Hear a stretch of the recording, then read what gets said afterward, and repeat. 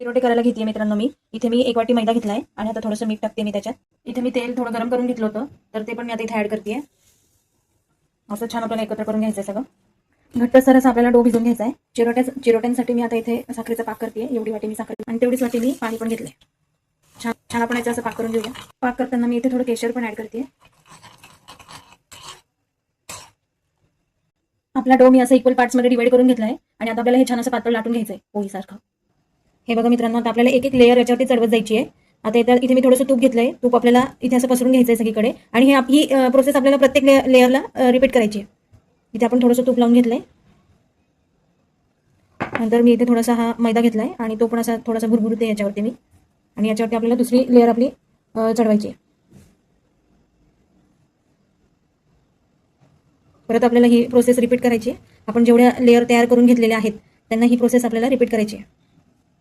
ही माझी आता शेवटची लेअर आहे आणि हे जे आपण मध्ये मैदा लावतो आहे, तर याचं लावायचं कारण असं आहे की प्रत्येक लेअर अशी आतून मोकळी झाली पाहिजे किंवा त्या लेअर दिसल्या पाहिजे, म्हणून आपण हे असं थोडंसं ड्राय पीठ लावून घेतोय मैदा.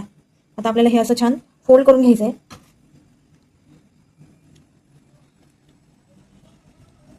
नंतर याचे असे आपल्याला काप करून घ्यायचे छोटे छोटे.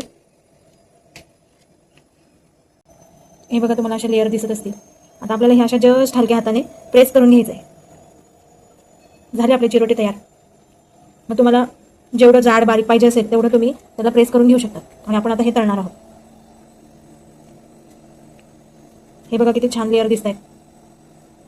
तेल आपलं गरम झालं. आता इथं मी एक एक अशा छान तळून घेते. तेल आपलं छान गरम झाले. आता मी हे थोडं डीप फ्राय करून घेते. मी असं दोन्हीकडून तेल लावून घेतलंय आणि आता बाकीचे चिरोटे मी एअर फ्रायर मध्ये लावते. असं मी छान रचून घेतलंय.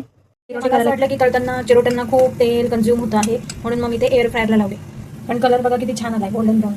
डिग्री सेल्सिअसला मी 10 मिनिट्स हे लावते.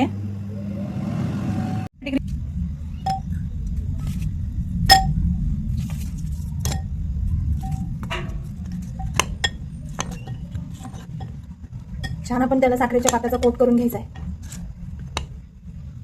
आणि आपले चिरोटे तयार.